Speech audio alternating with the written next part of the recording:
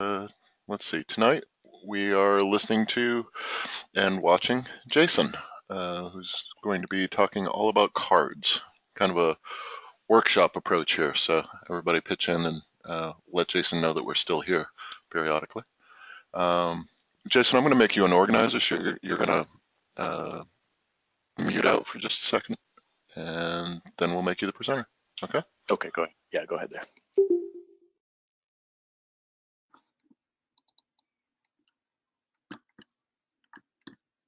Can you hear me now? Yep, and we're back. All right, cool. Take it away. Right on. Okay, so I think we have plenty of time tonight. So I'm not too worried that we got off topic there already. But and in fact, I think we probably ought to spend a little more time tonight on some other things as well. So we could probably hit that after, though. We've had some big things in FileMaker lately, so we want to talk about DevCon a little, probably, if we've got anybody who went. And I got an email today, I think as an FBA member, I'm on the mailing list or that or whatever, but that they also released the DevCon presentation materials. So if anybody has had a chance to look at that, it's pretty fresh. Or if you went and have some recommendations, since we've got our hands on the materials, it'd be great if we could hear from anybody who would say, yeah, do that, take a look at that, or not, So I think, like I said, we should have plenty of time for that, unless you guys just go nuts over cards, and we spend a lot of time on that. We should have some time for DevCon talk later. But yeah, so working with cards, I think our idea came up a few months ago. FileMaker 16 was released and gave us a few new tools, and this is one of the cooler ones, and the group showed some interest. So I spent a little while going kind of just poking around with it to see what to do, what you can do with cards, and kind of got Karen, sorry, I will get distracted, by the way, Karen, if you type funny things in the chat. So I'm sorry, but it'd be more distracting if someone hits that link while you're talking and has right. What? Is your mic on? Yeah. Okay. Well, we can stop everything and laugh about something. But anyway, let's see. Let me also make sure I don't have anything else embarrassing up on my screen or whatever here. Looks like I want to switch my display. I can put something embarrassing on your screen if you'd like. No, I told you we would never speak of that again. Yeah. All right. So this can be arranged. Right. Yeah. All right, so I think how's my slideshow looking there? Can you guys see that now? Yeah, we'll let you slide. Do I have? Oh man, look, I'm here to make the bad puns. Sorry. Okay. Yeah. So here's the obligatory Jason Sanders bad pun for the presentation. I can't help myself. As promised, I will make bad jokes. So. Yeah, so the idea was just I wanted to kind of get into this new card tool, and kind of just experiment around a little bit and see what we can do with it. It's a funny relationship that we hear. I say we. I do speak in the kind of royal we parlance a lot. Just working with Chris so much over the years, and we've kind of had a hard time adopting the new window tools that FileMaker's given us over the past few versions here. So the card window is the latest one of those, but certainly there was the floating document window, and then they made a dialogue window another version or so later. And I think the reason that we've had so much trouble is that we went to some awfully great lengths back before those things came out to create similar features using native FileMaker features at the time. So a lot of our work has already kind of been built up. You guys, some of you guys have seen our XBase solution, and we've kind of got a lot of the sort of I want to create a modal window and dialogue the user and get feedback before I let them move on kind of tools already built. So that meant that over the last probably 3 or 4 years now, as this stuff's come up, we just kind of had to let it go by, because there was no great new features that these new window types were offering us that we wanted to kind of drop everything and rewrite our architecture for. we already worked out how to build a modal window. We already worked out how to well, goodness, now I've run out of things. Like, I'm thinking about like the floating window, for instance, right? That's another one of those window options that, goodness, I almost never want. The idea of having a window that you can open up and it will stay on top of all other FileMaker windows until you get rid of it, just drives me bananas. I hate applications that make me do that. I want to be able to move the windows around like I want to move them around, right? So, so naturally we didn't jump to that floating window thing right away either. But so that's how I kind of approach this thing. Is I'm like, boy, this seems like it's going to be really neat. Like I want this to be awesome. And it definitely has some appeal because it gives us a chance to do some things we've never been able to do in FileMaker with a window. But I had to kind of go, well, yeah, I'm going to have to think hard about this a little bit and see what's there.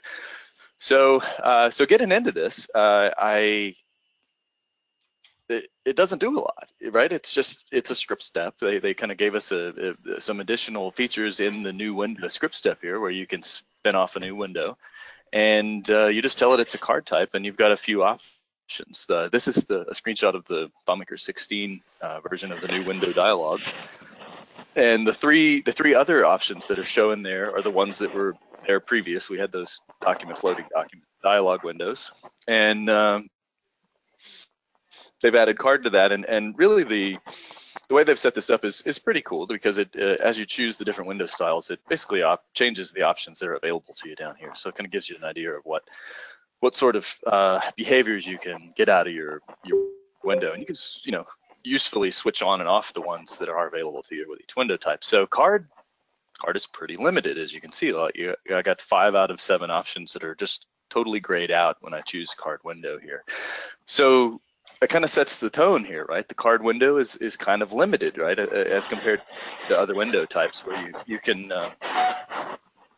really tune these things up and make them show different things, do different stuff.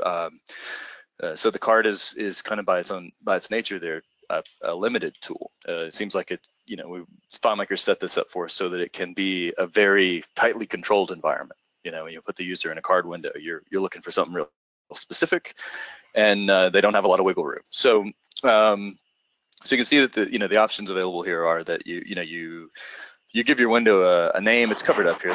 That's got the calculation engine to it there, attached to it, and so you can calc your window name, that kind of neat stuff. Choosing a layout, this works much like the regular new window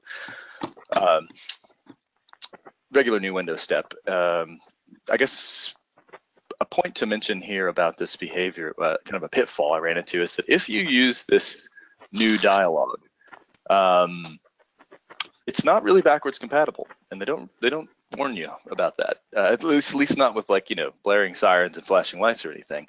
If you spin up a new window with this script step and then you run it, actually, sorry, somebody's got their mic on and is making a lot of rubbing background noise there that I have too much ADD to live through there. So if everyone could mute, unless you're trying to interrupt, please interrupt. I thought if that you was something you. to say. I don't think it's me this time. So as I was saying there, the kind of crazy thing that happened to me while I was playing with this a while back is that this will break fantastically if you run this in a previous version, and it doesn't error out or anything. It doesn't throw an error at all, in fact. So the big deal is there that if you use this dialog and tell it to go to a layout in this dialog, it will not navigate if you run this in 15. So you will merely create a new window, not go anywhere, and then keep doing all the things that you tell your script to do after that. So kind of big giant, this could go potentially terribly wrong if you're not very careful. You will potentially be on the wrong layout doing stuff to the wrong records if you use this step the wrong way. Okay. And no error code? No error. So maybe they'll patch that, but yeah. But yeah, I was definitely surprised to see that was going down. I wasn't even working on this prezo when I did that. Actually, I did it for a client. I made I spawned a new window through this, and and then was trying to figure out what in the world, it's not working when they ran it, and I'm like, man, I got to debug this, and I'm like, it's working perfectly for me. I can't figure this out, and then I finally realized that that particular client was running in 15, and it just doesn't do the same thing. So beware, if you're going to use the new window dialog here from 16, you got to use 16. You better update your solution so that they can't be opened with any version prior to that, especially if it's like a go somewhere and delete records or something like that. Get yourself in big giant trouble there. Okay, so the other usual suspects are where to put the new window, size and position, that kind of stuff, and then like I was mentioned before, you got your behavior options down at the bottom there. So it's just not a lot of functionality in general, right? If this is a simple addition to FileMaker. So the big thing is like, well, what's the behavior like? How does this thing behave differently than previous windows that we had, window options that we had to deal with here? So it's by the way, it actually, I'll back up here. Underneath this dialog with each one of these styles, window styles, there is a little description that FileMaker gives you that kind of tells you how it will behave. So they give you some Cliff's notes there. But in those notes, it says that it is a modal window, right? So that means that your user's kind of stuck there. They can't get out of it till they've done whatever it is you want them to do, or if you give them an exit or cancel or whatever, right? But they are held there in the new window until they are told otherwise, essentially, right? So if you open up a card window, there's no putting it aside and going back to work in the other window. Kind of important, because I ran into this trying to coming up with things to do with a card window, that you can't move a card window around. It doesn't have any place to, well, I guess, to click. There's no handles, so you can't grab the thing and move it, perhaps. Maybe that's the only reason, but it is therefore stationary. So you're kind of stuck with where you position the window. So unless maybe you gave the user like some on-screen buttons to reposition the window, as there's no way for the user just to kind of scoot the thing aside and read what's behind it or anything like that. So for instance, if you use this as a dialog window, which I'll do a little bit later, they can't move the window around. So the other thing is that it's static dimensions. You can't resize the window. So sometimes it's awfully nice to be able to grab the corner of a window and open it up a bit so you can see the rest of the long message or whatever it is that's there. But the card window doesn't have any of those controls, so no resizing. And then finally, I think that these all seem like limitations the way I'm talking to them, but I think that the big deal here is that these windows look awesome, right? I mean, it's something that we've just never been able to pull off in FileMaker, and we all know how annoying it is to work within the confines of the traditional FileMaker dialog. It's 3 buttons, 3 fields, and and that's it. You're out of luck if you have anything else that you need to get done there. And so producing your own custom dialogues, or custom layout type dialogues, where you open a new window and put in kind of regular old FileMaker layout objects and stuff like that, and you build your own buttons and all that stuff.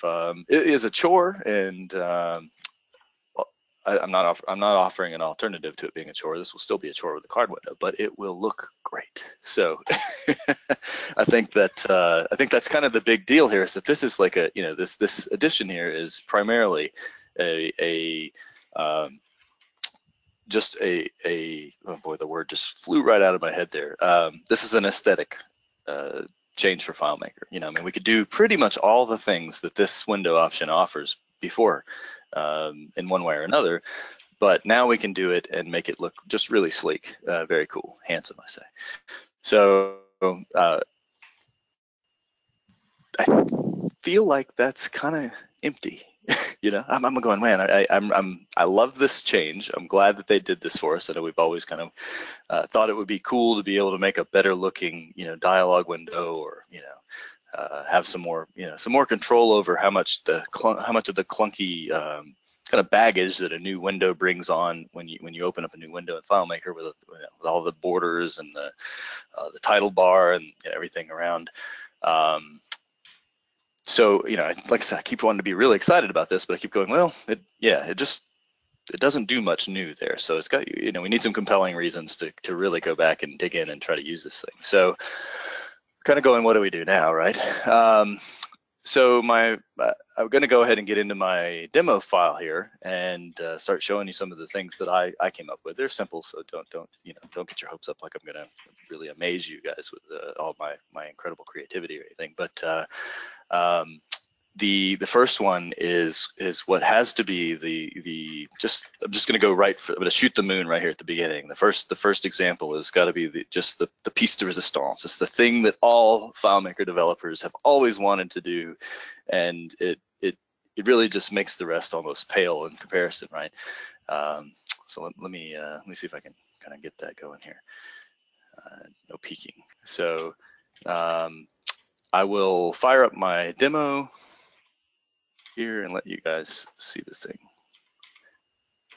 This is a bit annoying, by the way. I don't know if anybody else is experiencing this on Windows with FileMaker 16, but sometimes it doesn't want to start. I know Chris has, so we may be suffering from the same problem. But you can see that because FileMaker has the the new window architecture and look at that, I got a bunch of them. It has that new window architecture in Windows.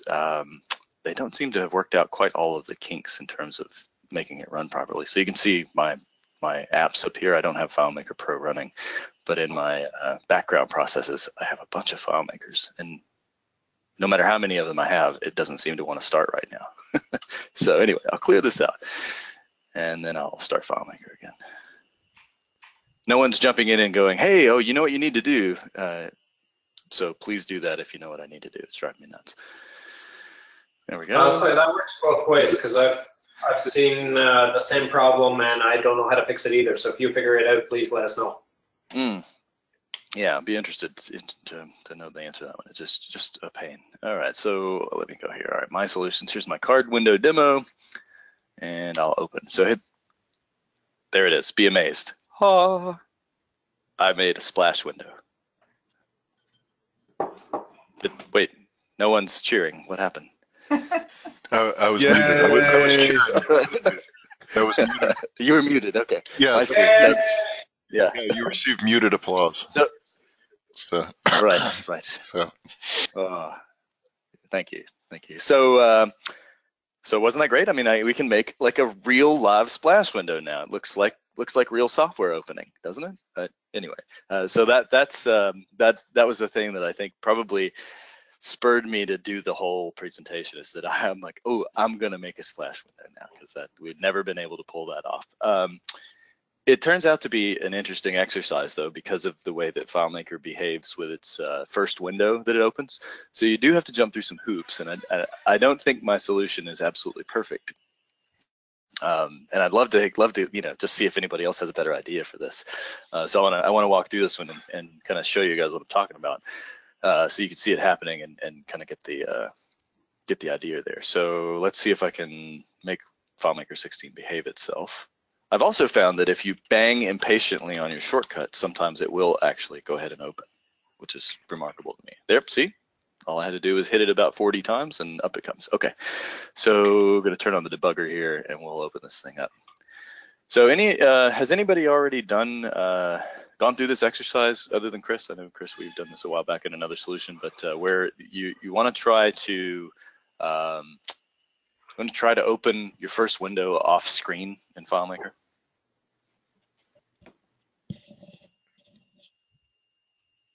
Okay, I'll take it that no one else has. So, like, why on earth would you want? Can't say I the first window that way. Yeah. So, I mean, I don't know, Chris. Do you remember, Chris, why we decided to do that? Why we needed to do that other time? I can't. The reason I was trying to do it the other time is I was opening multiple background files. Right. Okay. Like data files and so forth that I wanted to open and then hide, because I wanted to pre-open them and then hide them. And yeah, that makes sense. And what was happening is you'd see each one come up in this giant window and like flicker like crazy. You know, all the epileptics in the room would fall down. You know. But right, it sounded insensitive. Right. But anyway, it was. we just didn't want the screen flickering, so we're like, well, have it open, negative 500 pixels or something, so it would open off screen. And we found you can't quite do it. You can't quite open your first screen off window. Yeah. So to boot, so back to cards, you can't open your first window as a card either. So that's not an option. So to get a splash screen to come up, I had this sort of interesting problem where FileMaker goes, nope, your initial window has to load on screen somewhere at least, and you can't use a card. So I had this problem where I don't want a big old standard FileMaker window opening like full screen and then flashing and zooming off the screen right before my neat and cool splash window comes up. So we had to come up with a way to deal with this. In fact, I just cribbed from our old notes, so this is how we dealt with the other problem. If you don't tell FileMaker where to put your window, or if you tell it to put the window really, really far off screen, 5,000 pixels, you can see my next script step is to move this window out of here. So I picked a big number because I have a couple of monitors, for instance, and my left monitor is, my extra one is to the left of my main screen. So if I don't pick enough, my window I'm trying to hide will actually land on my other monitor. So if you're ever pulling this trick off, right, a helpful tip here is just pick a big number. go further than most monitors are wide, and you can actually place your window far enough away that you don't, you won't, have your underwear hanging out on another window somewhere. Extensitech has done a sort of off-screen processing window method for a lot of solutions where we want to, if you want to open up a new window and go off and do several things that you can't get away with the old freeze window trick to hide. So just open that window up, well off screen. It'll do stuff, and then you close it down when you're done. And it's a pretty clean presentation. That being kind of one of the sort of more annoying things to deal with working in FileMaker is that producing a really nice non-epileptic hazard type solution that involves more than one window has always been a little challenging. It did a great deal of screen flicker and animation drawing with windows opening and closing just tends to kind of be ugly.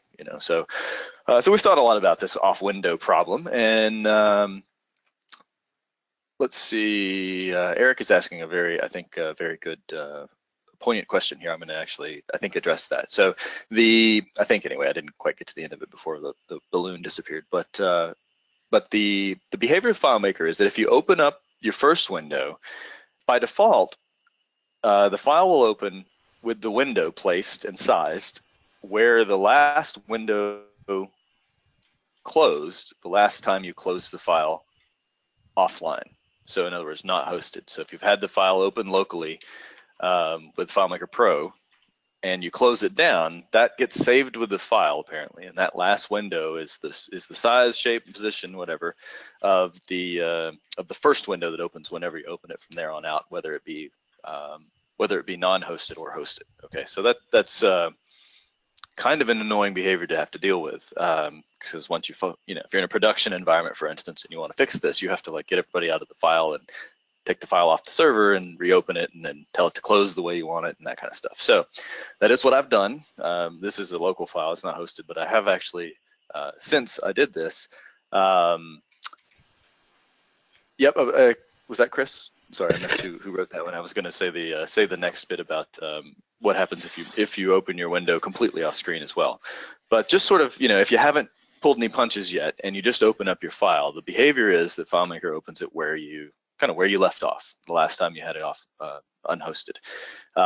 So to get around that is, you got to take your file down and tell the last window to be somewhere that you want it to be, and then close the file. But it notably can't be totally off the screen. So here's what happens if you do that, right? If you try to open your window, or you try to close your file down first by placing your window a mile off screen and then closing that last window, FileMaker will helpfully realize that your only window, that's your first new window when you open up, is a mile off screen, and it will go, oh, you must want your window back on screen.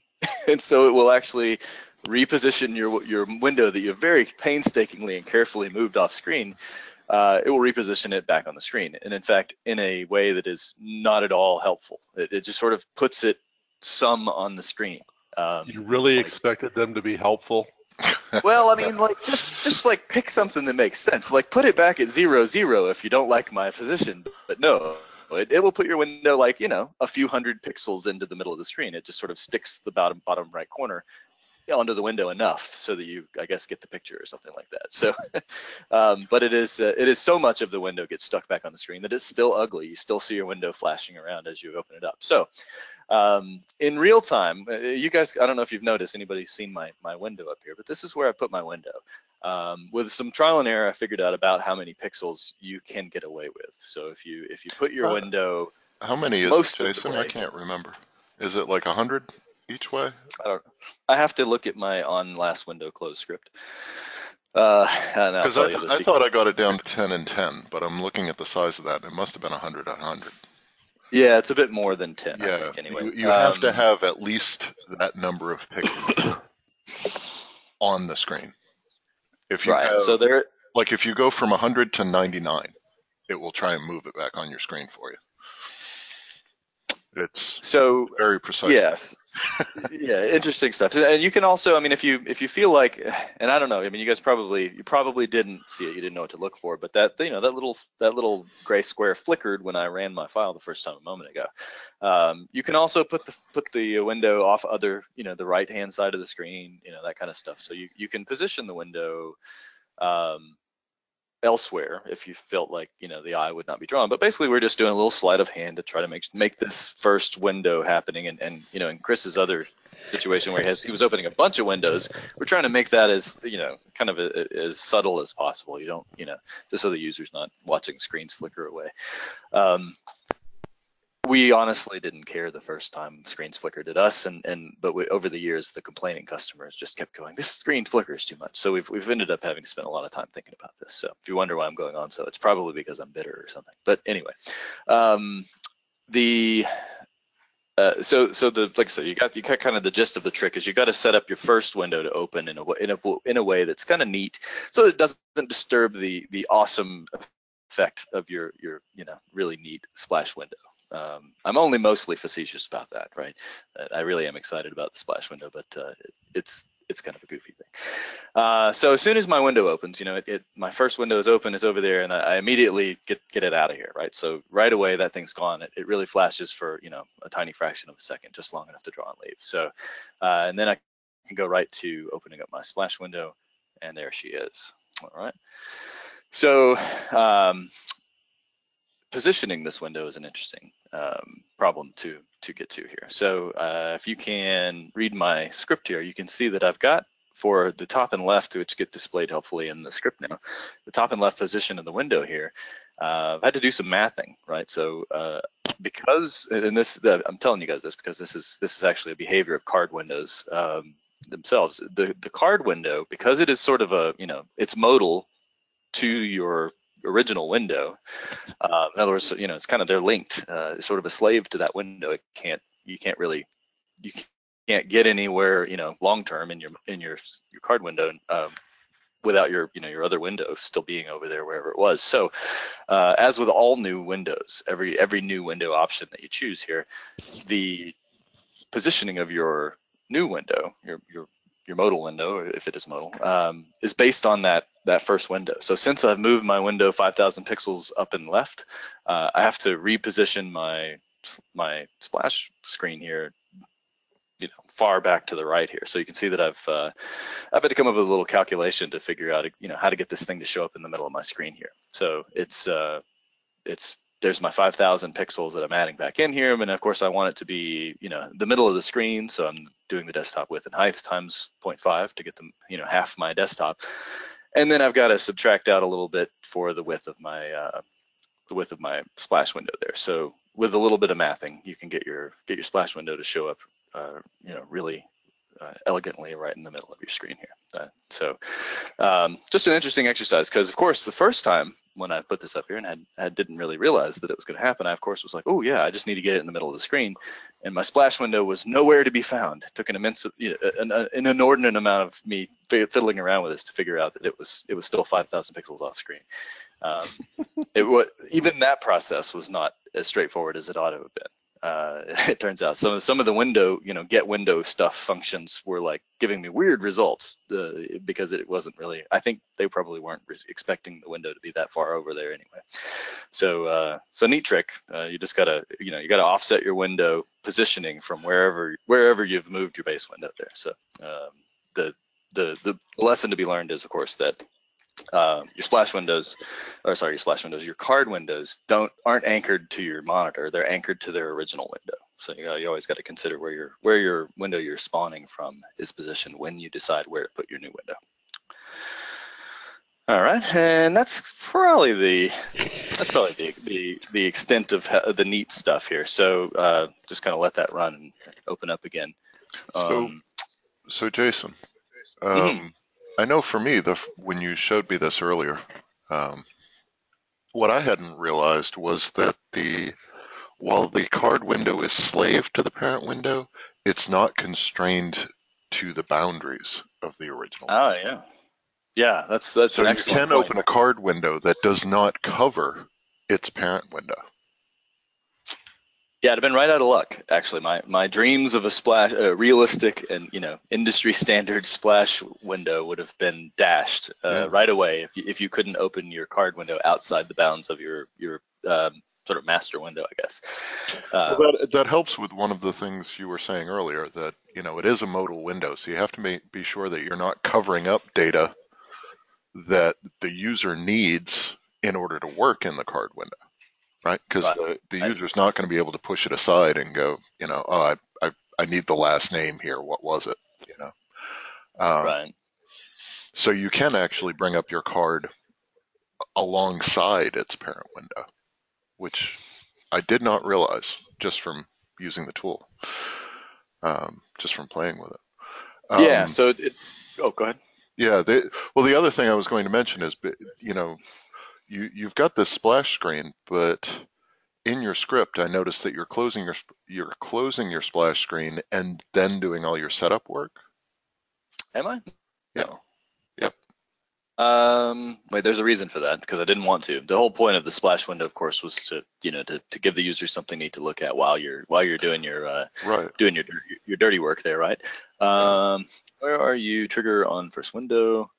Let's see, close window. There was some problem with this. Now it's been a couple of weeks since I started working on this. Well, the thing is, if you were to do those steps in the if-else and so forth, right? Yeah.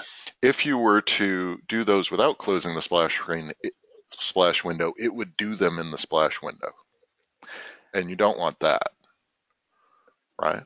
Okay, that is what it is. Yes. Yeah, I think you would so have what to open another window.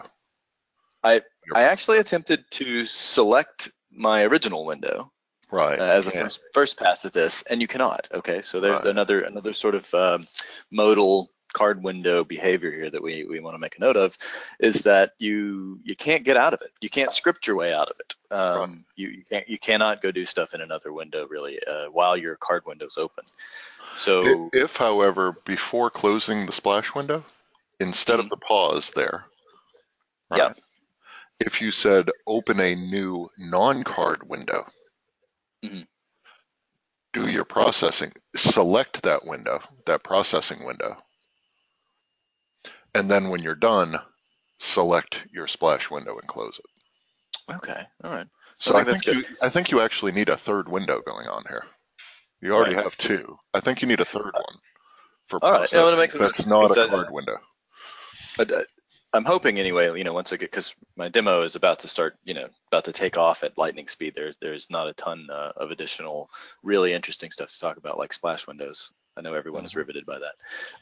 But I would love at some point here to like I mentioned, I want to field some ideas, see if you guys, see if anybody else has done anything with these, done anything else cool with card windows that you'd like to share, or have any, just if this has triggered any ideas for you, we want to try some stuff out. So if we have time for this, I think what we'll do is we want to go on first window, try third window, or however you spell that, windows for processing. Okay. So maybe we can get it. We can get our script here to do the cover up of all the go off and set up all of the stuff you need for your solution, like it's supposed to be doing. So, all right, good suggestion, Chris. One of the ideas that I've had about let's look back and try it if we have the time. That would be a one of the thing to ideas try. I've had for cards is that I've used a lot of what's the panels that go sliding Popovers. side to side? Popovers, Or slide panels. Slide panels. That's Slide it. panels. I've used slide panels to hide a lot of detail in my user interface, and I'm wondering what the performance difference is between using that and actually using these card windows instead, because it accomplishes the slide window accomplishes what I've been faking doing with my slide controls. I want to say that it does. Yeah. Yeah, I want to say that I'm not really sure about performance, Steve, but whether it would be faster or slower or whatever. But I think there are some specific behaviors that end up having an impact on how you want to choose to design this. And one of my examples really makes that point clear here, so I'll circle back to it. Let's see. So what I was going to suggest at this point, because of course now that the excitement has died down over the splash screen demonstration, the rest of these examples are kind of more real world, like how you might actually want to do something useful with a slide window or with a card window. And what I had to really kind of make sure I didn't do while I was setting this up is let each one of these examples devolve into an exercise of abstraction, right? Because what I've really, I think, honed in on here is that the opportunity that the card window really gives us in FileMaker is a really great chance at abstracting some of the things that we really have not been able to do yet. And that may sound strange, just because, like I've said before, it's a pretty constricted environment that we're talking about here, but I think it gives us some tools to do some things that we just couldn't manage to abstract before. So the potential to create reusable content here just kind of actually went off the charts a little bit. So my examples are thin, and you'll notice that there are probably a lot of places where I just kind of had to go, I'm stopping now, because to do this all the way would be would mean a lot of more complex work that is doable, but so the ideas, I think, are generally speaking sound. It's just I didn't do them all the way out. Okay, I didn't completely abstract everything to the point that it would work the way I would ultimately do it.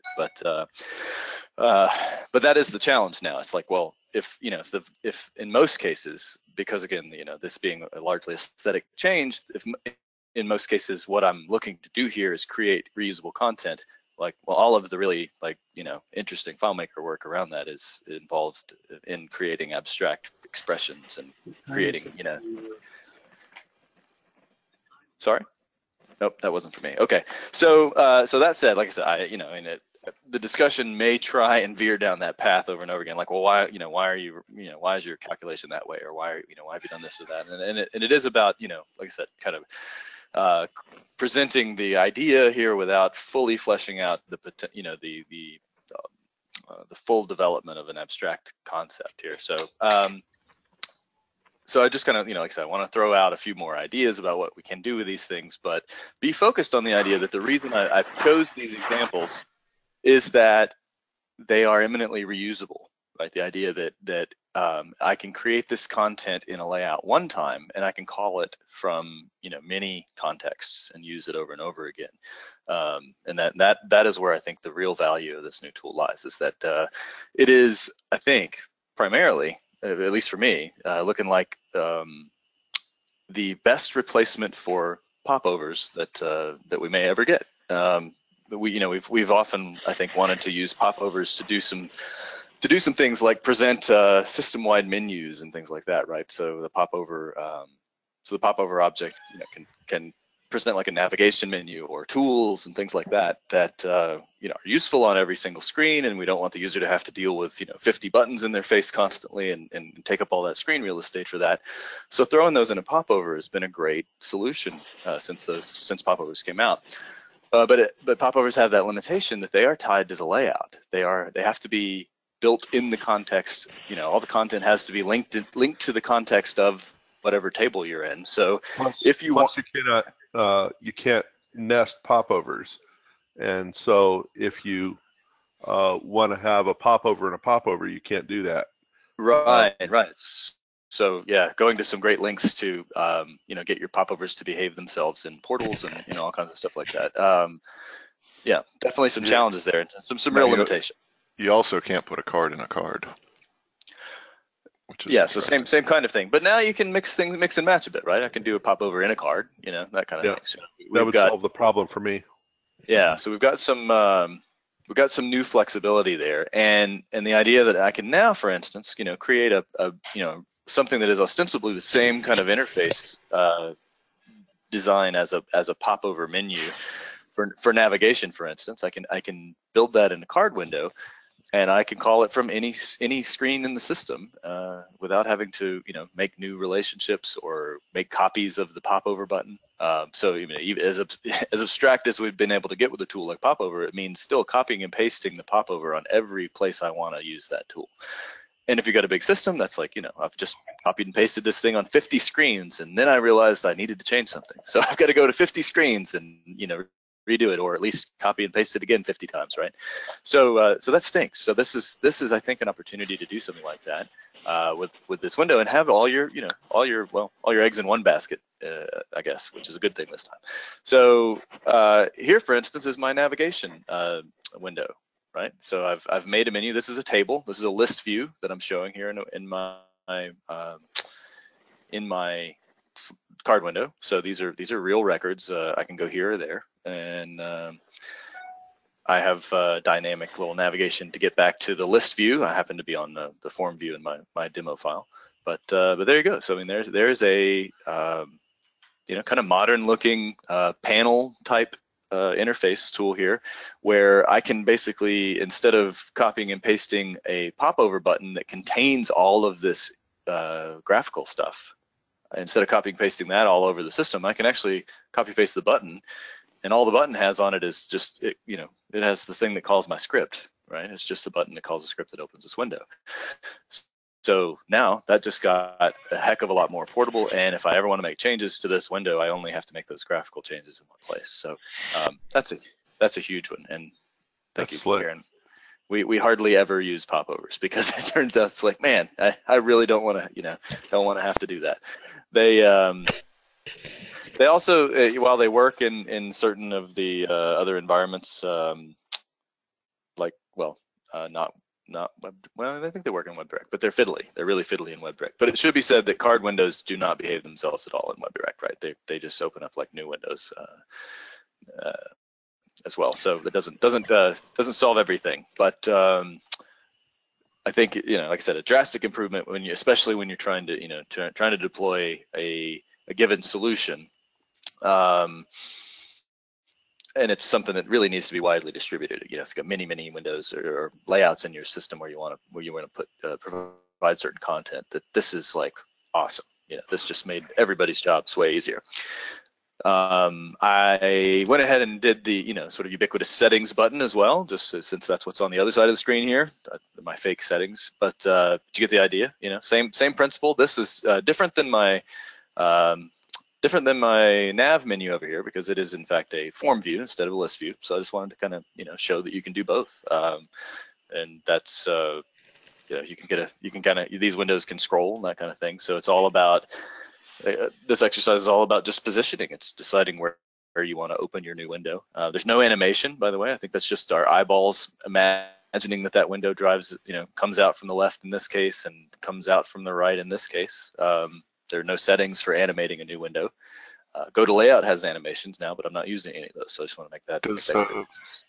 I think Go to Related also has navigation, does it not? It has animations. Is that what you meant? Yeah. What did I call them? Yeah.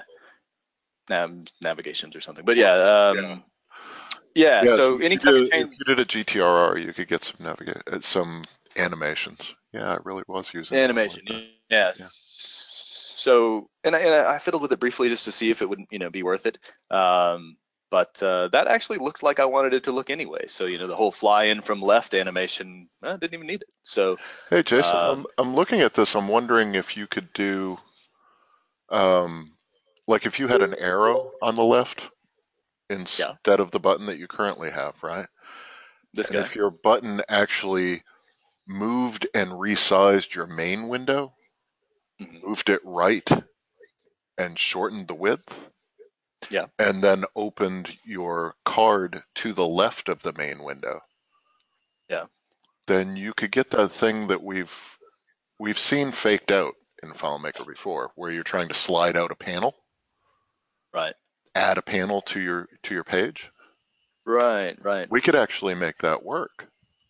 Yeah. So we got some options there, right? We could, you could, I think it's about manipulating the existing window here. That's the big difference. Is so scooting the whole content to the right or to the left instead of, as I'm doing here, just sort of simply covering it Yeah. up for the moment. Because again, one of the challenges is you can't interact here, right? It's bonging. Sure. I don't think you can hear that. But Windows is just going bananas as I click on this. So being able to see this stuff is helpful. So it might be cool to shift the whole window to the right. Heck, if you got screen real estate like I do, you could just make the whole window bigger. It could have a really neat effect here. Because But the old seed code calendar, I don't know if the current one does this, but the old seed code calendar actually had like a button on the left that would slide out a panel, and it was like a show hide panel, and I was disappointed to look under the hood and find out they had two duplicate layouts. They had to actually duplicate the layout to get that effect. One with the panel open and one with it closed. yeah. And now we could do that. We could, Yeah. like I said, slide the main window over, open your card window because it's not constrained by the size and shape. You could open it directly to the left, and it would appear like opening and closing sections of your layout. Yeah, that's really cool. So I think again, kind of big possibilities for the that sort of impactful, really dynamic interface that frankly, a lot of other software is starting to offer now, desktop software especially, some browser stuff, but certainly some of the other applications that we compete against with FileMaker have some kind of neat tricks on screen that we haven't quite been able to really pull off. Although we're getting there, certainly these tools are coming along in FileMaker.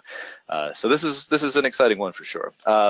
The idea of being, that this is really portable, right? If I wanted to put my navigation menu option on every single screen in the system, I would, of course, obviously have to trot my button around to all of them, but I wouldn't have to make any changes to the button, no changes to the script, no changes to the layout, right? No new relationships, no nothing, right? Everything is self-contained.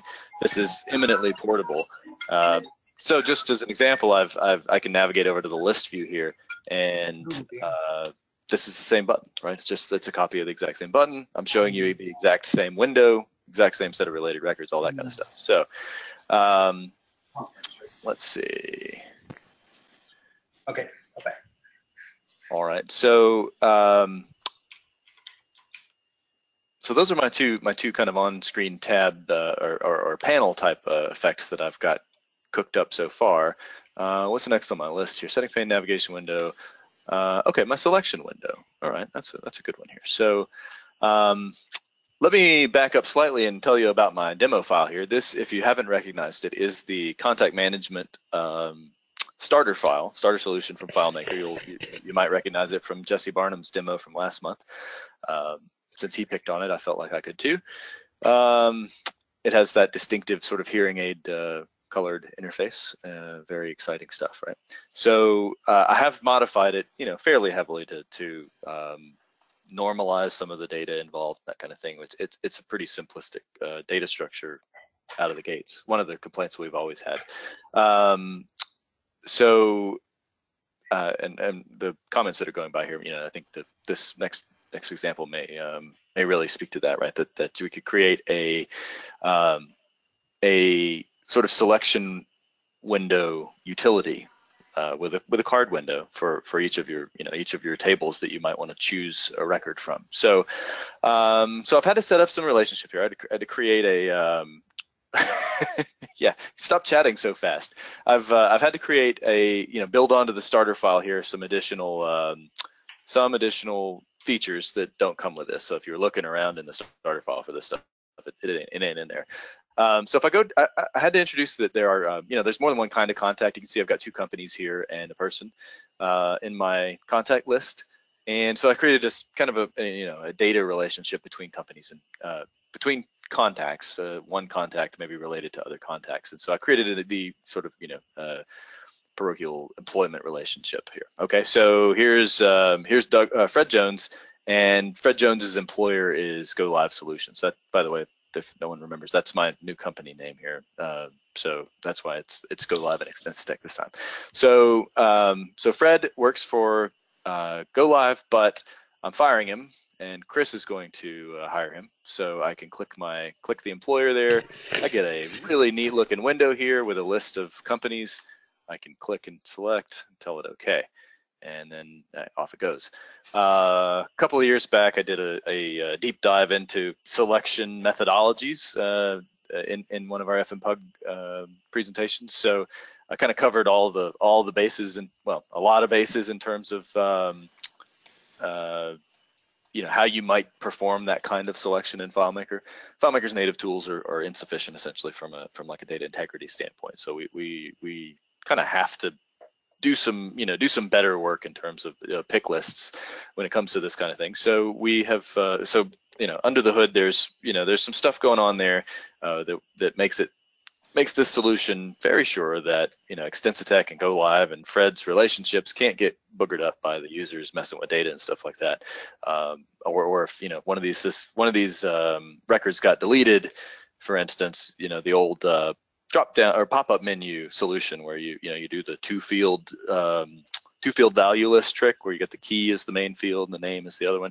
If you delete that related record because you don't have referential integrity enforced there, your users end up with your keys showing on the layouts and weird stuff like that. So so this selection is the real deal. It's it's kind of full-blown selection routine. I don't have all the features out here that you might also want, like a search feature. You might want to be able to filter this list or do a find or something like that. But that could be pretty easily added because this is a list view.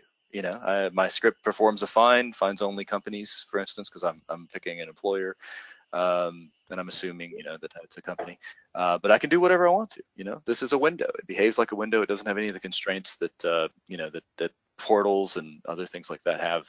I could do kind of whatever I like here. I could set this up to allow me to select multiple for where I have a relationship that supports one to many or something like that, right? So so selection window I think is a big deal, because what this means now is that I can take this selection anywhere else in the system. I want to pick a company and save that company's key into a foreign key in my local table, the current context. I can just roll this baby out. And if you write your script right, it's all parameters and retrieving results from your script results, and it's totally portable. So again, pretty exciting that I now have a kind of yet another utility that I can trot around the system without having to reprogram it every single time I want this. So pretty slick stuff. Any thoughts, questions about selection there?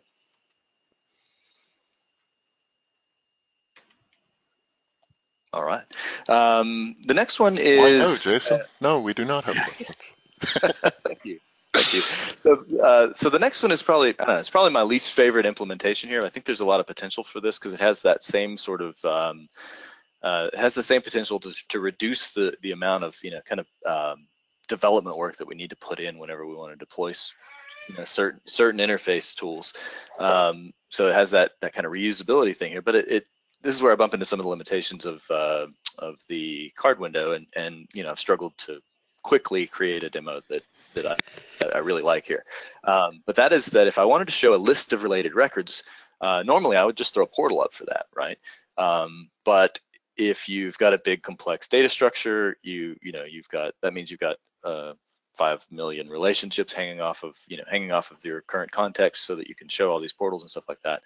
So I've worked up a kind of replacement for list of related records here. So bear with me. I'm not sure I love this, but maybe with some help we can come up with a way to do this right. I'm gonna nav. Well, here, let me use this thing. We'll go back to the list. I'm gonna pick a company this time, and oops, I gotta click on the arrow. Here we go. So now I'm looking at the Go Live Solution contact record, and you'll notice that I've kind of hidden some of the people type details here. This is just a company record, so it doesn't have an employer and stuff like that. And I've also changed it down here so that I can see that I've got some contact info that a company may well have, but I've also got a place to view employees. So I would be normally going to show you a tab with a portal of related contacts that are employees on this. Instead, I have built us a non-working card window. Apparently, I don't know why it doesn't work right now. Because it's a demo. Yeah, that's why. No, it's because nobody works for Go Live. That's what it is. That is true. I am the only employee at the moment, but I thought Fred worked for us. So No, it looks like my you script just remember I hired him. Ah, yes, that is why. Thank you. Yeah, it is true. My demo outstripped my memory. Jeez, already poor here. Fred. So, okay. You don't even notice he's gone. I know. Fred's feelings have got to be hurt by now. His body is still warm. Okay, so now I'll go over here to Extensitech. I didn't hire him. I rescued him. Jeez. There he is. Okay, so thank you for rescuing me. So here's what you would normally be imagining looking at here in kind of traditional FileMaker interface is a portal, right? But instead, I'm showing you a card window that occupies this space on the bottom half of the screen here, and it's a list view. Right, so I'm just showing you, what would be 3 or 4 or 6 or, could scroll, could be dozens of employees here. And I've done so without creating a relationship, especially for this purpose. And, I get that, that's not necessarily the biggest deal, but if you're like Chris Kane over here, say, and kind of live and breathe the idea of abstraction and how that can streamline your development process, the idea of being able to just kind of eliminate specialized relationships from your relationship graph altogether might be really appealing, right? To be able to, instead of relying on those sort of really static and kind of labor-intensive data structures that we have to live with in the FileMaker relationship graph, that you might be able to abstract your interface altogether in this sense, show all your related records without having to create relationships for every little thing. What happens if you stretch your window? I don't know. Well, right now you can't. Okay, that's one of the one of the things. So, yeah, I'm in a card window, and that's what I was about to point out here is that I can't interact with this other stuff up here right now, and that's that needs to be dealt with. So in this solution. Okay, if you close the card window. Yeah. Stretch your main window. Uh-huh. And then open your card. Oh, I gotcha. It's stretched with you. Oh, okay, because you set it to the width of. There you go. Right. So again, a lot of working with this and creating cool interface. Well, I don't want to say tricks, right? But interface tools is about that. Like I said, that placement and sizing of the windows ends up being kind of at the forefront of this whole exercise. So yeah, making sure that your window is kind of your new card window is triggering off of reading from your user's current window settings, because of course you can't really predict very well what they've done with their windows, ends up going a long way to make your interface look clean here. So you can kind of see that I thought that through at least. All right. So and someone commented you can't stretch a card window. That is correct. So you really once you open your card window, they're kind of stuck in that size. So like I said, this is potentially powerful, but I'm not quite sure I know totally what to do with it yet. I think the idea is really sound, but it needs some work. I don't think that I would try and disguise it as a portal. I mean, as a tab. Yeah, I can't get away with that. Is just what it bring comes it down up to, right in the middle of the screen. Right. that I'm going to view a list of related employees, and it comes up in a card right smack dab in the middle of things. I think is the way I would go. Yeah. Anyone? Nope. I'm the only one who has opinions. Yeah. So, like I said, Therefore, it my needs some. opinions are facts. So. Yeah, that must be the case. Yeah. So like I said, this use case it needs some refinement. And again, like I said, I've kind of tried to hide this as a tab and just give you the impression that I can do the same sort of thing you would do with tabs and portals, but not really sure what is the the right move there. But again, potential. There's a lot of potential there. And then I think finally here, this will be my last example, is that you can create, the sort of Uber dialogue that you can't get with FileMaker's native dialogues, right? So this again is a just a card window. Well, actually, I got to stop. Caveat. There were a couple of things that I thought in the case of a dialogue, I was going to go ahead and break my rule of the presentation and use a different window type here. I didn't want to, right? For a couple of reasons. For one thing, this is in fact a dialogue window. That's the window style that I had to choose there. And the reason I picked that is so that I could move it around like a dialogue. That's what people expect to be able to do. And of course, you're also allowed to resize your dialogue windows, although for some reason I don't seem to be able to grab I think you have the option set off. Maybe I shut it off while I was fiddling around. But your dialogue windows are also resizable. So so in this particular instance, it's pretty card-like, right? I got most of the the look and feel that I wanted. But if Holy Grail here, right? If my card window would allow me to specify that I do or don't want it resized, or that I do or don't want it to be moved, that would be really cool. That would be, I could go the whole way. What I'm having to deal with as a compromise there is that, like I said, this is in fact a standard FileMaker title bar for the window, right? And I can't get rid of the blasted, this little doohickey that doesn't exist in any other dialogues and any other program, FileMaker included. So I'm having to work with that instead of a pure card window that has none of those, sort of window dressings. So, but like I said, still, I think it's a reasonable compromise. This works really well for this particular use case. And the idea being that if you create this this dialogue here with a lot of forethought, mind you, this is probably the most complex, example. I don't know, possibly with the exception of the selection method routines that require a lot of doing. But if you set up this layout and your scripting that goes with it, with the right ideas in mind, I mean, you can abstract this whole thing so that you could use one dialogue layout and have it work for, I mean, just a vast array of possible dialogue requirements. Obviously you can include all of these, all of these different interface, type things here, right? So I've got all these things, and they work as you would expect them to. Nothing real exciting about that, but I can do more than 3 buttons, for instance, right? I've chosen a button bar down here, but I think, you could do individual buttons, and show and hide them. Every part of this is abstractable, and you could essentially program in the logic to show and hide the elements that you want to use on here. Tell each of these optional, fields. If I wanted 6 different fields, and I could, we could write something that would allow us to, tell each one of those fields which kind of data element, or which type of input design, or I'm missing the word for that too.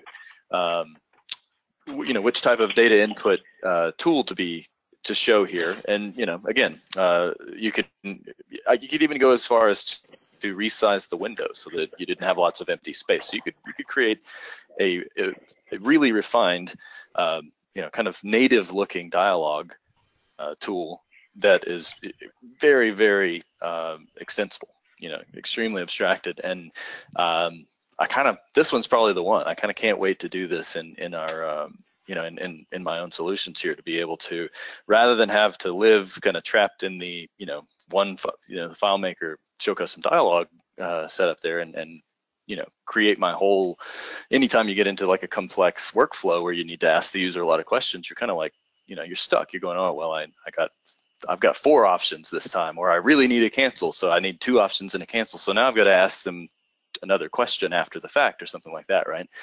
Or what I really need here is a date picker, and I can't do that with the standard dialog.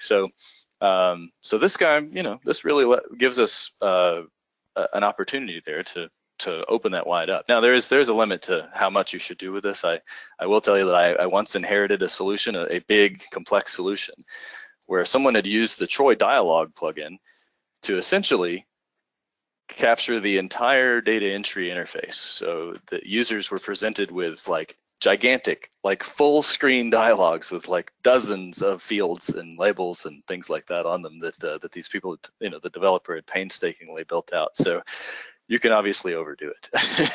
but this is, like I said, being able to open that up and get to the point where you're showing the user a real dialogue. It looks like a dialogue. It doesn't look like a big clunky FileMaker window that has, all the normal FileMaker window stuff around it, and still provide all this sort of varied content here. So dialogue, again, like I said, I think probably the big one. This really does offer a lot of interesting tools for me. And some potential to I think really kind of up the game, make the solution that I present, I think look a lot more like I want it to look. So I think that's the end. That's the last example that I have there. If there are any of these examples that you guys want to actually look at more of this scripting and stuff, like I said, it got kind of repetitive after the first couple there. So a lot of what you've seen is pretty similar under the hood once you get the hang of it, that kind of thing. So if I can, while I've got you thinking about what you'd like to talk to, I need to take a quick break myself, and maybe Chris, you can tell some jokes or something, a minute or two. Okay. Okay, I'm not going to tell jokes. Thank you. Yeah. Well, I would, but they're not appropriate. So actually, while we've got a break here, I did mention in the email that went out, we are considering moving the time for the FMPUG meeting, and I'd like to get everybody's opinion on that. The proposed time would be moving this earlier in the day to be at 3 o'clock Eastern. So it would run from 3 to 5 at the end of the workday. Would that be a problem for anybody currently here? That actually works much better for me for what my opinion is worth on the matter. Okay, and I did get an email from Jim Lord. You said you're flexible. Right. Anybody else? Is there anybody for whom that would be an impediment, that they can't do it during Doesn't the workday? bother me, but I'm actually thinking West Coasters could then use their lunch hour to jump on the meeting. Oh, that's true. Yeah. Because I've had a few friends in California say, 3 in the afternoon, that's the middle of my workday. Oh, that's me. Yeah. I'm on Pacific time during daylight savings time, so having it at noon for me instead of 3 in the afternoon would work much better, because I have my wife to pick up at work and all that kind of stuff later. Okay. So I'd be able to show up any more. objections, I think we are going to move it earlier in the day. But like I said, if anybody finds that that's an impediment, let us know. I don't want to lose people, just to make this a few hours earlier. You can't promise a client won't interrupt and kick me off. Yeah, that could happen. That could happen for any of us, I'm sure. And then meantime, let's see, while you guys were talking, I was also making dinner, feeding the cats, folding laundry, sauteing stuff. So, I like the multitasking of the evening. Right. Are you kidding? I gave all 4 of my kids a bath and fed them dinner while I was fishing. I've been coding the whole time. I suddenly feel lazy. So. Well, one time I actually had you guys, I moved you to iPad, ran around getting ready for another meeting, then moved you to iPhone and kept it in the car as I drove to the other meeting.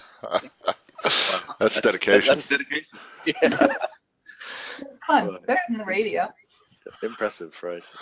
So Jason, I think a couple things that I'd like to go back to. I'd like to, and again, I'm presenting my opinion. It's not the only one, right? But I'd be interested in seeing if we could get your splash window to show while you do your opening processing. And the other thing I'd like to see is that that sidebar, whether we could make that look like a pop-out sidebar. Mm-hmm. And those two things both seem like they're fairly straightforward scripting to at least try them and get a proof of concept. Yeah, I bet we're close. Does anybody else? There was actually quite a lot of chat going on here, so I think those two examples might answer some of the questions that were in the chat. Perhaps. Eric, let's see. Eric asked about lists view performing better than Portal. I think I want to second Chris there and say, yeah, I would say that it does so because your list doesn't end up having to refresh like a Portal does, I think. So if you've gone, you also have some more granular control over how you get to those related records. So in my example here of showing related employees, I'm scripting a find.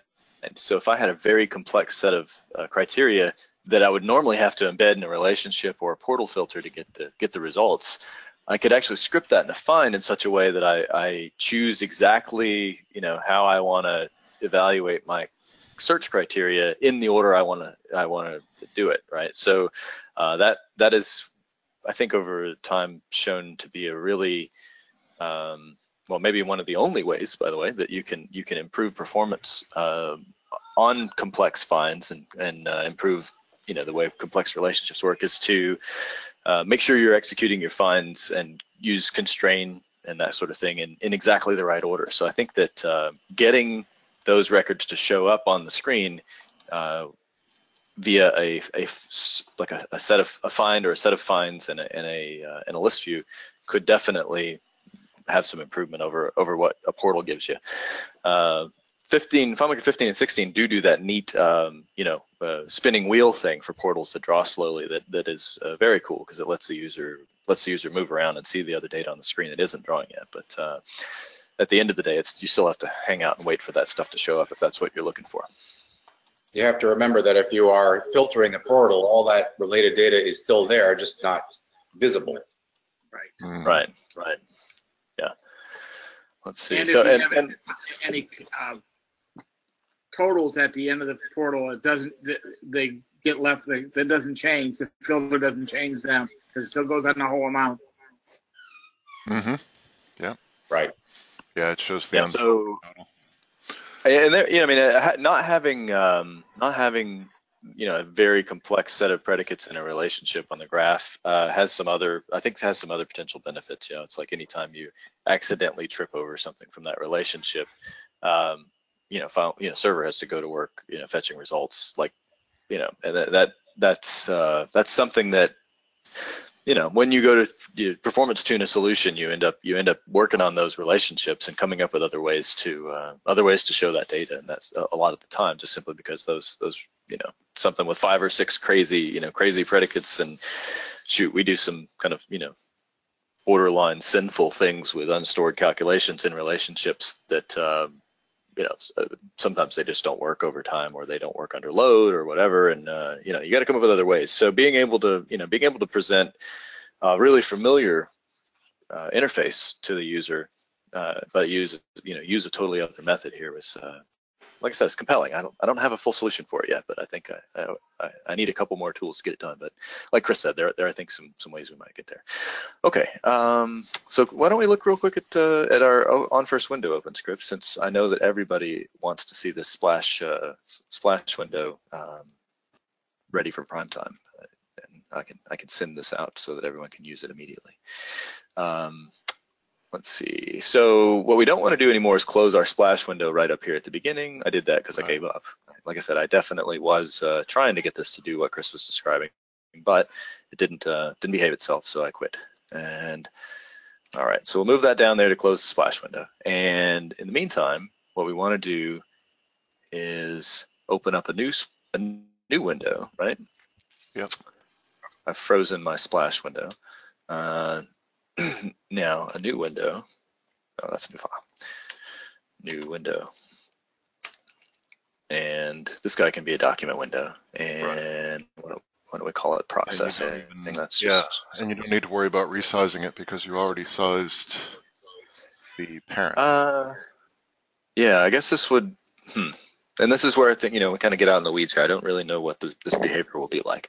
But I don't know. I guess I don't know. Maybe give it a different layout. Oh, I need to. No. Well, right now we're on the splash window, right? We're opening a new not. window from. Are you sure? So okay. So the question, right? I start out in my first window. It really doesn't matter, Jason. Because your next step is going to change layouts. So who cares? Open it on the current layout. It doesn't matter. Your next step is going to go to a different layout. Right. So you've got your processing window, right? Here we go. And we go to this is essentially trying to, take the user to the layout we want them to land on, right? Because of course this demo file was set up for, the starter file set up for, iPhone and iPad screens. So mostly this is a navigation exercise. A more mature solution would have, Okay. system What's your parent window called? It's just the default name, isn't it? Yep. Okay. Rename the window on step 12. All right. That needs to be set window title. Set window title. There we go. Just set it to something dependable, like first. Yeah. Or original, that's fine. Click. Okay, so now you've got original, you've got splash, and then you have processing.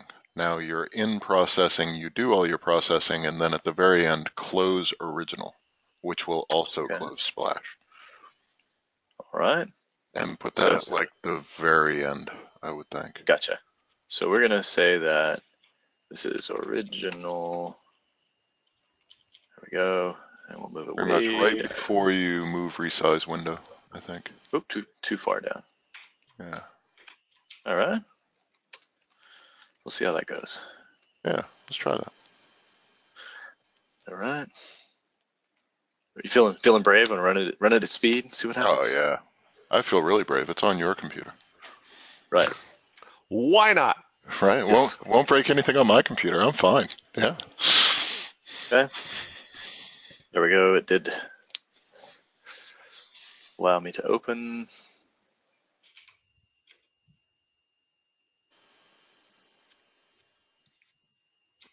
Hey, okay. Okay, but that was kind of weird, wasn't it? The processing window.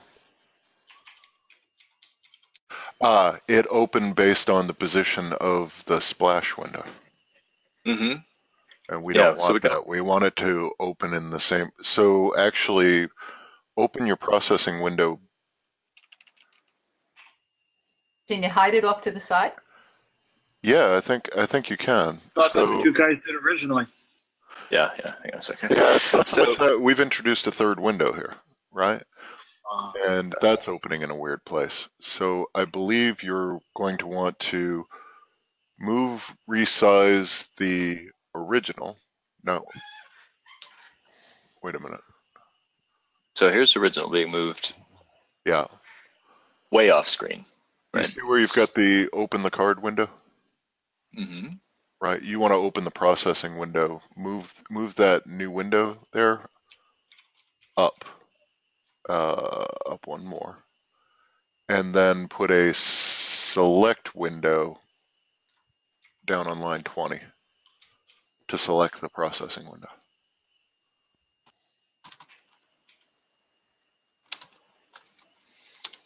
Okay.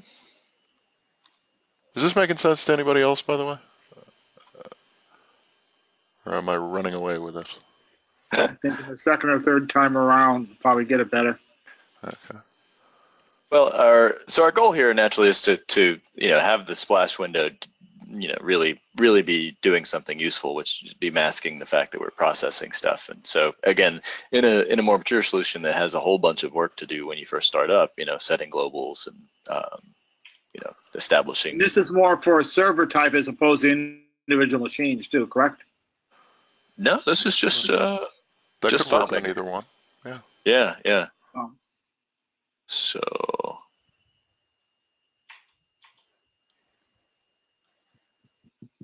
Oh.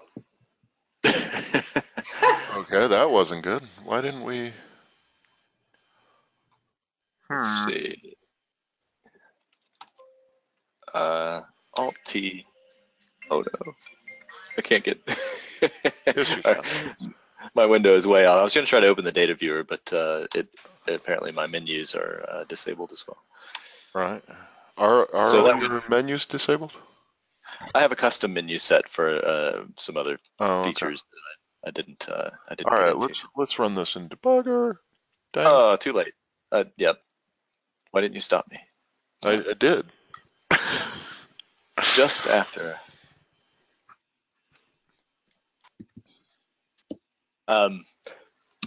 For the record, this is like I said, getting many of these things to do what I wanted them to, at least at first, was kind of an unpredictable process. I really did have to kind of do a lot of what we're doing right now. It's going, wait, that didn't do what I wanted to do, but what did it do? So now I have to debug, right? So all right, so here's our first window, helpfully off the side of the screen there. Okay, so there's that. There's processing. All right. We're opening the splash from processing. Right. B. Yeah. Okay. So we need another select window on line 14. So if you were to duplicate the select window, move it up to line 14, and then select original. Yep. So we're doing a little bouncing around, but a little. Hey guys, that was girls. I'm gonna have to bail, so I'll talk to you all later. Catch you all right, next good talking to you. All right, Steve. Thanks, for man. joining us. Thanks. Bye. All right. Clean up a little bit there. All right, let's see how we do now. Now I'll click impatiently at FileMaker till it gives in and loads. Oh, we left the 5-second pause in there too. But there, that was smoother, right? Yeah, it's getting better. That is getting better. And it's some window renaming, right? I want to make Yeah, but that way, like you're saying, in a more mature solution that just has a lot to do on startup. Yeah. A lot of settings to check and things like that. You can just be watching the splash screen, and it's you could also set like a minimum time that your splash screen is going to show. So if you go through the processing too fast, like if it's been less than 5 seconds since I started this script, stay up for the rest of the 5 seconds. Yeah, just to make sure you do see the splash screen. It's up long enough to see it, and as long as is necessary to get the processing done. So yeah, that makes some sense. That's so interesting. Okay. Yeah, see how the exercise is not as cut and dried as I thought. I thought surely I would sit down, write this, and in 15, 20 minutes, and be ready to move on to the next thing. But actually getting this thing to behave like we think it ought to and look decent on the screen turned out to take a little doing. But pretty I think cool. In the end, I think if you hold this up beside Microsoft Word or something, it's like, wow, that doesn't that really looks pretty polished. That's a nice looking startup. You're all very lucky. If I had more time to fiddle with this, I would have put like a movie or something on there, and have like a some great looking animation happening on my splash screen while you were all sitting by amazed. So, but totally doable now, right? You can animate your splash screens in your FileMaker solution. So stream them some music or something while they're waiting. So here's a completely left field thought. Could you do your entire solution in one of these card windows? In a card window. Theoretically, sure. Yeah. The only thing you couldn't do from that card window is open another card window. Right. But you can open another window, which then in turn opens another card window. Yes. Yes, you could. Yeah, so I guess in theory you could have your whole solution look like this with no menus showing or anything. Of course, as you're doing that, you can't hide the parent windows. And even if they're on screen, I don't know what the equivalent is on a Mac, but on Windows, you'd be able to see them by clicking on the FileMaker icon. You can see all the windows that are open. Yeah, here for instance. So you haven't really disguised that those parent windows. Yeah, they would show up here in my list of windows, for instance, on this whatever doohickey is called. That's on both platforms, but pretty. Of course, switching stuff. to them wouldn't go anywhere, but it's still interesting. Well, certainly, FileMaker's done us some great favors, I think, by breaking us out of that the application window here on Windows. Now, this window, being a standard FileMaker document window now, looks great. I don't have to have those other bits and pieces around it if I don't want them. So the other thought, Chris, you had there was to see if we could do the thing to scoot my window over here, change the size and shape. So like how many pixels wide is your navigation window? 300, I think, is the number I picked. So. Okay, so where's your script that you're running in this button? All right. It's called Open Nav Window. Okay. So if you were to, you've got get layout width height.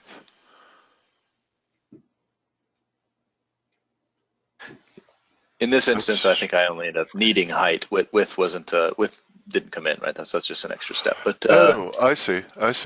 Yeah. So that can go away. Laker goes into making my list view button work. So don't. Okay. So if you were to move resize window up here, that, yeah.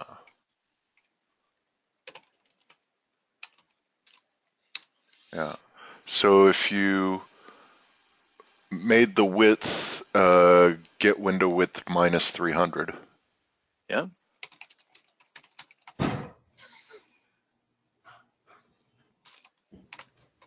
Okay. And then distance from left should be get window left plus 300.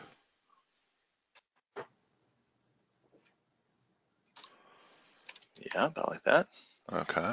Now, in the real world, we'd probably set a variable for that 300. But anyway, and then new window style, make the left edge, wherever that is, position 0, make that position negative 300.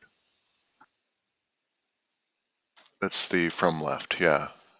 Yeah, negative 300. Okay. Now, and then when that window closes, we're going to want to undo all that. But let's see what that looks like so far. Yeah.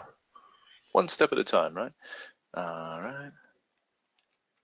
You know what? I had another thought there, actually. Maybe a couple steps next time. All right. So here we go. That didn't do the thing. It sure didn't do what I expected. It didn't at all. shift right. Why is that? Did we miss that step? Okay, first off, you're going to need to close that somehow. It's over here on my other monitor. Yeah, okay. All right. That script, what did we miss? Move resize window. Oh, get window left plus 3. Is that all that is? Failure to follow instructions, 2 demerits. All right. Let's get this guy back out here being about yay. All right, ready, go. Yeah. So, Yeah, indeed. Still not what I expected, right? What thing is not what you expected? Because that's pretty much what I expected. Yeah. Yeah. Oh, I'm sorry, so- not the overall effect I was expecting. Oh, Scoots the window over. Yeah. yeah. Yeah, I guess that's right. So you've got the title bar. I think you can get the height of the title bar by comparing get application height to get window height. Something like that. Yeah. So we could come up with a way to. Window height. What is the name of that one? Any window gurus around here? Somebody. There's like what, 5 different heights and widths or something ridiculous like that. Yeah. I keep missing here. Okay. So, oops. So if I were gonna decide how tall to make this thing, I could. I'd probably want to do that in a data viewer to find out, Yeah. because I don't remember. Window. Here they all are. I mean, that's top width, zoom level, desktop content. So I it think would. there's another one. Look, try typing in the word height. Oh, and it's not going to give you that, is it? Screen height. There you go. Is that because you've yeah, got this a is a fun. content height, a screen height? I can never remember which one's which. But anyway, No, I mean, we could at least do it, right? And you probably wouldn't want to dim the main screen, dim the main window. Yeah. Again, that's been sort of an interesting. Not window names. That's been an interesting sort of decision to make. Like when do you think it makes sense to dim that screen and when not, and that kind of thing. And can you set the dim level? You cannot actually. I was just about to say that I think that's probably got to be on its way. It's got to be a feature that's coming when you dim the parent window. Like give us a percentage or something. Dim. Yeah. Let's see. So yeah, a couple of recommendations, feature requests that I would put in after having gone through all this is that I think it would be perfectly reasonable in my mind to be able to resize this and to have an option for can I move this thing? Can I grab it somewhere and move it around or something? But like I said, I recognize there's nothing to grab onto, so it would be kind of a challenging thing for them to work up for us. But the other thing I saw in here is if you bring up the go to related script step. Mm-hmm.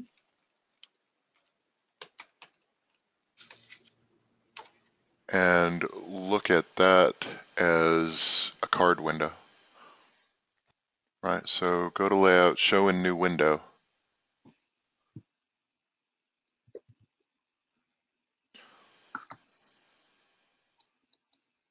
Right. This has the same options, but it has one more, which is under layout. Under layout. I'm looking. Help. Well, if you give me keyboard and mouse, I would help, but I can't help. It's the word layout. It's right before contacts. Yeah, there it is. Yeah, there we go.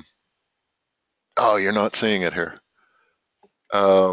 If you pick another, if you go to related in another file, yeah, you get the option to use layouts from the other file. Okay. But you only get that with GTRR. You don't get it just by opening a new window. So what that means is if you had 2 files, right? Let's say one file was your main file and the other one was a module, right? You could go to related in a card window, go to a related record in the module, and show a layout from the module file. But you can't just open up a new window in the other file. GTRR is the only way to get another file's layout into the card window. Did that make sense? It does make sense. I'm kind of feeling my way around the implications there, because otherwise, to get a layout in the second file, you'd be going through like on first window, trying to manage all the interface problems that we've been dealing with.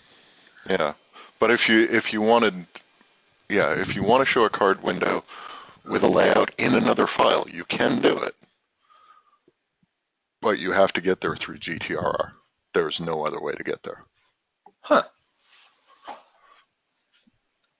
That is a very interesting limitation. Right. I'm sure there's a good reason for it, right? I mean, but Well, I think what it comes down to is if I were building a multi-file solution and wanted to do that, I would create just one relationship to each file. Say GTRR, because I don't really care where I land in the card window as long as I'm in the other file. And then I can go to layout and things like that. Yep. Yeah, not bad. That is interesting though, and a thing that I would likely not remember for a while until I stumbled on it again there. So we got to kind of put a dog ear on that. But I think it would be nice if that new window, where it lets you it lets you specify a layout for the new window, but it only lets you specify a layout in the current file. It doesn't let you say, I want a new window showing this layout in another file. Even though it does in GTRR, you clearly have that option. Yeah, I do actually have a hard time remembering where I'm going to get that do stuff from other file option. You know, it shows up in certain places in script. You know, it's calling scripts and things like that. So yeah, very interesting. That is very, very interesting stuff. Anybody else just in general got any first of all, I mean, anything you have done that we haven't talked about tonight? I did pass something on to Chris so he can take a look at it. One of the things you guys showed me a while ago is the list select, and put the select at the top when you have a really tremendously like 55 or 60, you know what I mean, list that you want to do a thing in a pull down menu or pop up menu. Oh, right. So what I did is, as soon as it hits select, it calls the thing and it puts up a very small window with like A, B, C, D, all, Z or a find. And then it goes and it says, when you put a B in there, for example, it'll find everything with the first letter of B and pop up in a new card. And as soon as you hit the select, then it pastes that in there. Okay. The thing also will do the same thing as if it'll go to that. So if the word is bank and you type in BAN, it'll go down to that list to you. But that's just a different way of implementing that. Yeah. Okay. So what Frank is describing is, instead of like I have here on my selection. Frank, that's true. I'm sorry, I got the name wrong, Jim. So yeah, instead of like, I've just kind of cut to the chase, gone straight to the list when I do this selection that I've created here. And what Jim's talking about is a sort of kind of a hybrid approach where we try to give the user sort of native drop-down list type functionality there to start with, so that they can click in, and if they know the name that they're looking for, they can type ahead to it. It's really helpful. I mean, that's a great interface that FileMaker gives us there. But if it's a huge list, right, 10,000 names or something like that, or more, then FileMaker tries to help, right? I don't know if you've ever done that. If you've ever popped up a value list in a drop-down list or something like that with lots of names, they give you, I think FileMaker 12, they gave us a little ellipsis down at the, once you scroll through a few dozen records there, they were like, 13, actually. Was it 13? Okay. Because it came out just in time, because we were about to get in a lot of trouble because FileMaker 12 would pretty much freeze up on really, really long lists if you were doing typing. Yeah. So 13, they truncated the list, and the performance got incredibly better. Yep. So you can, so FileMaker will let you load up the first, however many, a few dozen, like I said, names it seems like, and then they give you the little ... the ellipsis to click on to load the rest of the list if you didn't see what you like. Type ahead works great there too, because if you have 500 A names, but you wanted an R name, you hit R and it will pop up all the R's. So all that native functionality was in there. You want to keep that. You want to hold on to that because it's really useful, right, for a selection. But if it turns out you just want to get to this screen, what we gave Jim there was a way to put an option right at the top of the drop-down list that was just select. And so at the top of, so it would actually give you a row in your drop-down list that says, I loved it. That idea was so helpful for me. Let me see if I can show you guys just real quick. And then if your user decides, okay, I want that, I want to go to a selection window, then then they're taken over to an interface that's like what Jim's talking about. He's done this with a card window apparently like this, where he's got some additional tools out on the layout, like the alphabet all spelled out here. So I want I want A's, so I can click on an A and it'll limit this list to A's. Or I want to search, a quick find type thing. I can put that up here and start quick finding, and it would limit my list as you would on any, again, this is back to kind of native FileMaker feature where you can use the quick find script triggers and stuff like that to execute a quick find like interface there. So kind of piling together a bunch of different features here to facilitate that selection, and it is pretty powerful. I mean, it ends up giving the user kind of a lot of flexibility in how they're going about finding stuff. So here I'll pop open my own solution and show you guys an example of that real quick. I don't have Jim's full-blown solution that he was describing with the card window, so this is sort of an older version. I sent Chris over some quick screen dumps. I have it on my computer, but this might be about as fast here. So and it's a perfect example of how the card works great. Yep.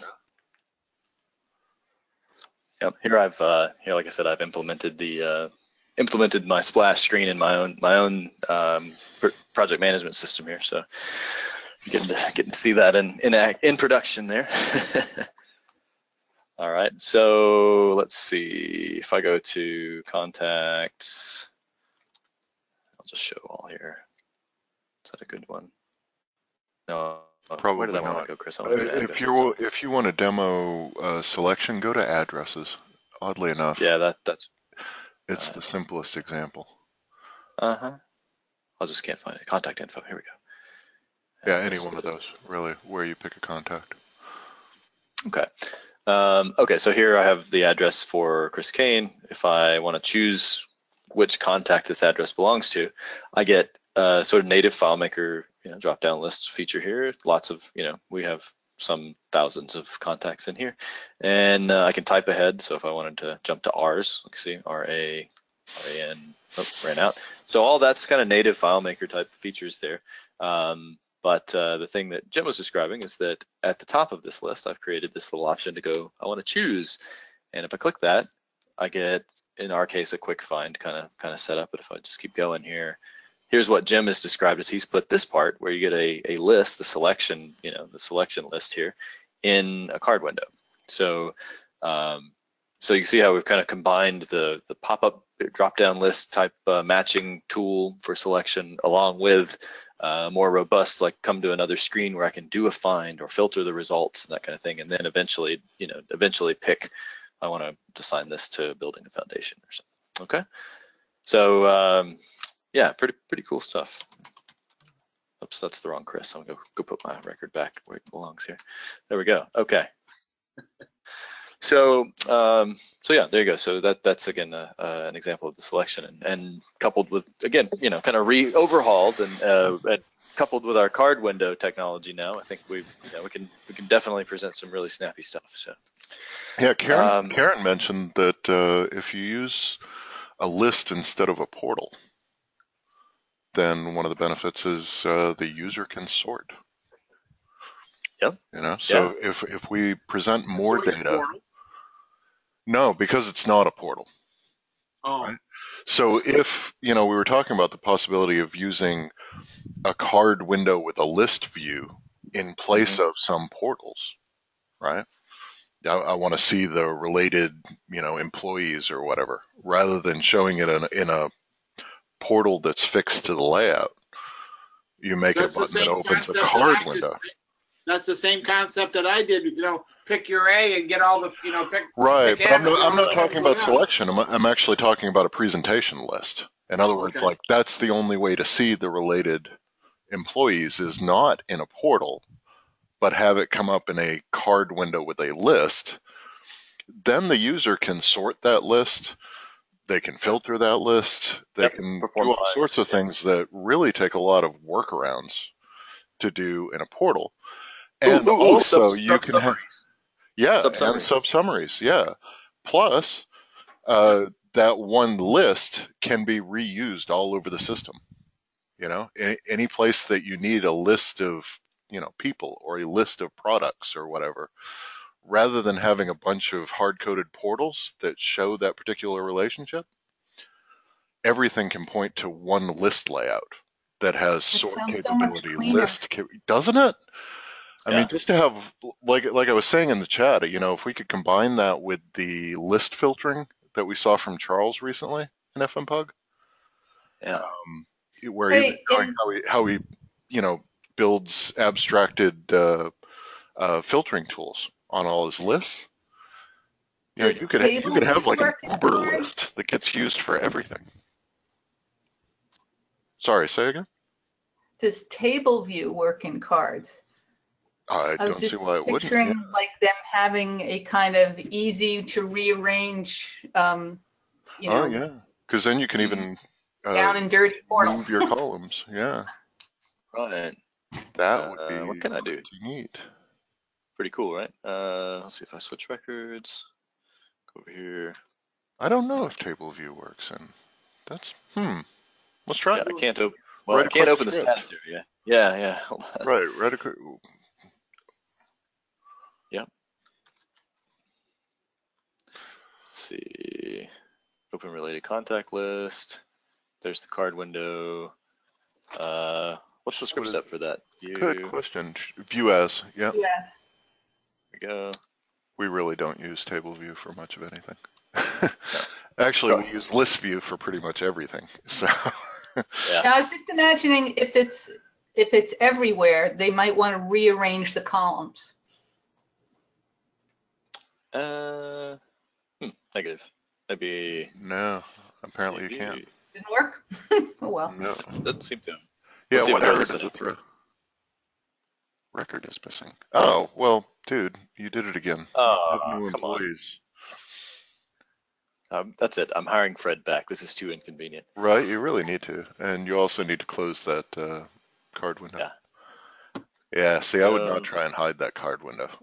No, that's definitely been one of the big big drawbacks there. There he is, Fred Jones. And no, see, it's not switching. So let's see what your last error is now. No such error. Interesting. Yeah, no dice. Just wait a minute. Dude, run your script again, dude. Okay. I think you've got a scripting problem. Do I? Yeah, step in. Where's your view as? It's not there. Oh. Your scripting problem is that you didn't edit that script. So. Yeah, that's pretty interesting. Gosh, it's very hard to find good help, isn't it? Yeah. All right. We should have had Fred do it, but you went and fired him. Open employees sublist. Yeah, I think I must have edited the wrong script here. How ridiculous. All right, this is related contact list, huh? Not the one we wanted at all. Open employees sublist. Here we go. Okay, one more time with Freeling. Yeah, everybody now.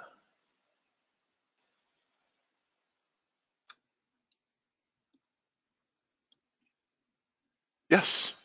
There you go, Karen. You can. And then now you could move the columns around. Yeah, presumably. Yep. Now what you can't do is put your own buttons on this. Right? Because you can't have buttons in table view. I think you can do a header in table view. Yeah, I might be able to do some things here. That's go into layout mode again. Yeah, okay. Well, I can't. I got to close here, and then. Yeah, you'd have to go into layout mode on your. On that layout. Wherever the hell that is. All right. Jason, we can talk about it this fast, so why can't you move this fast? Let's go. So go to layout setup. Yeah. Hold on. Yeah, the right layout. Yeah, here we are. Yeah, add a header. Hang on, that's not the right one. Layout setup. Yeah. Just one. I gotta get to the right context layout here. Here we go. And I'll tell. Yeah. Here. Just below my top nav. How Yeah, throw a button in there. Okay. Button. Okay. Now let's see what that looks like with table view. Okay. Drilling down on Mr. Jones. No, that was not what we wanted after all. No, it's really not. Here we go, since tag. Here we go. Yeah, no header. Huh. So interesting though, interesting concept. I hadn't considered the implications yet. That's pretty good. I think I'd rather have I think choosing between being able to rearrange columns or being able to have like filters and other types of buttons up in the header. Yeah. I think I'd go list. But Karen, what do you think? I mean, well, I have one client whose system still has some table views that they use to pretend they're in Excel, so to speak. But I would want buttons. Yeah, I think so. It would be awfully nice if you could get that. Now, I was imagining they could actually rearrange and add and remove stuff too, the way you could if you have the right privileges. Right. But then would you be editing that view for everybody wherever it was, or just for yourself? I think it asks you if you want to save the change. Do you think that ever works properly? Probably not, no. Yeah.